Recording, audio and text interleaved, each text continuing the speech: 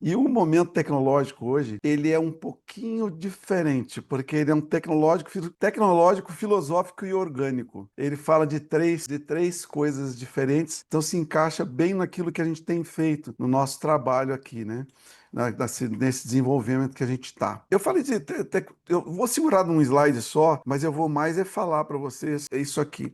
Como é que se deu o que esse papo? Eu lancei um criativo essa semana, semana passada, que eu chamei de cefaleia do viajante. Eu aprendi isso com um médico que eu fui fazer uma consulta, que ele me contou da cefaleia do viajante. E eu logo vi que tinha uma aplicação disso aí na tecnologia, a cefaleia do viajante. O que que é a cefaleia do viajante? Depois eu chego onde ela se aplica a nós. Ela, na histórico médico, ela diz respeito a uma mudança drástica de nível de altitude, principalmente quando numa descendência de um avião, e essa mudança drástica gera uma dor de cabeça nas pessoas. Mas ele estava falando, especificamente no caso dele, que ele foi fazer uma palestra nos Estados Unidos e nessa palestra ele precisava estar traduzindo tudo que ele ia falar, ele tinha que traduzir para falar em inglês. Ele trazia da mente dele, traduzia e falava em inglês. E depois, quando ele foi questionado, ele tinha que ouvir as pessoas falarem em inglês, processar em português e devolver em inglês para as pessoas. Então, ele no final do dia, ele foi parar no hospital com dor de cabeça. E no hospital, o médico falou para ele que ele estava tendo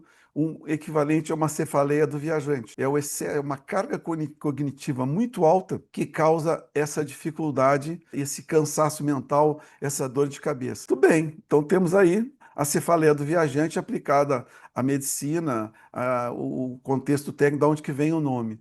Mas é onde que ela se encaixa aqui no meu trabalho, naquilo que eu faço e na questão da tecnologia. Os computadores também podem viver algo parecido. E a nossa conversa com eles pode viver essa mesma conversa. Ele pode sofrer da mesma dificuldade pelo excesso de informação. E ontem eu descobri uma coisa muito interessante, que a negativa para o computador é muito pior do que a afirmativa. Então, a sobrecarga de coisas que a gente está. Hoje, nós estamos nesse mundo da inteligência artificial. Tudo a gente vai na IA, tudo na IA. Muitas vezes as pessoas usam a IA como Google.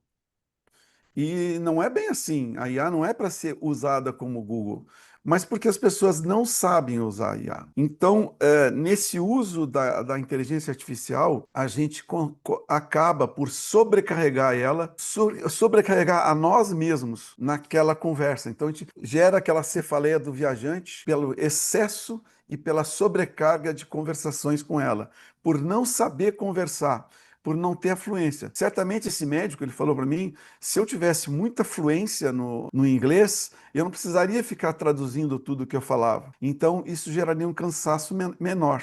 Na inteligência artificial, a nossa facilidade de conversar com ela vai gerar um desgaste menor e respostas melhores. E aí eu falei agora há pouco da questão da negativa. Quando a gente faz um prompt para a inteligência artificial que tem uma negativa, ele é mais nocivo do que benéfico. Por quê?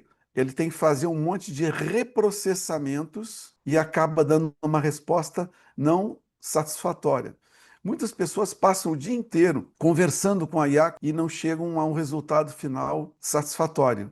Por quê? Porque elas não têm a fluência de conversar com a inteligência artificial e acaba gerando um desgaste tanto para a máquina, porque nós gastamos energia, né, mental, a máquina gasta energia elétrica. Então a máquina gasta energia e não dá uma resposta satisfatória. Por quê? Porque nós não sabemos perguntar para ela. Perguntar para a máquina pode gerar, vamos botar entre aspas, né, uma cefaleia do viajante no nosso diálogo, tanto na resposta que nós vamos ter, quanto no desgaste de ficar perguntando e colocando mais aspas no ponto, vamos botar assim, aspas no prompt, que ela acaba trazendo uma resposta ruim para nós. Então, sempre que for conversar com a IA, converse de uma forma bem pensada antes. Pensem bem naquilo que vão perguntar e não fiquem gerando retrabalho.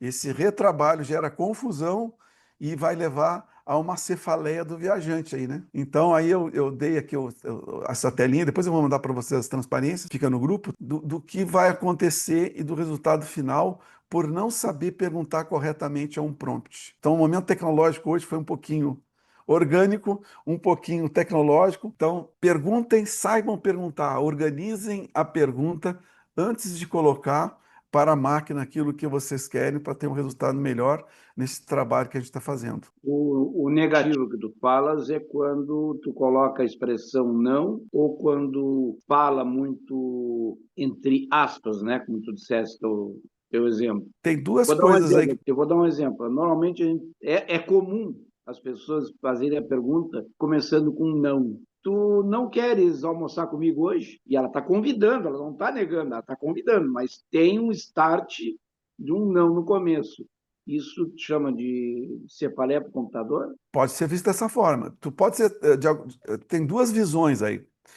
Tem nessa colocação que tu fizesse, que tu já entra com um não e a máquina já entra pensando negativamente. Isso para nosso trabalho aqui também, se a gente começa a Tatiana for vender um imóvel, ela chegar com um não na frente, já não vai vender o imóvel. Ela já colocou o não na conversa. Então o não já ele serve tanto para o nosso trabalho quanto para prejudicar o pensamento da máquina. O mais nocivo de todos os nãos, vamos dizer assim, é quando a gente coloca no final.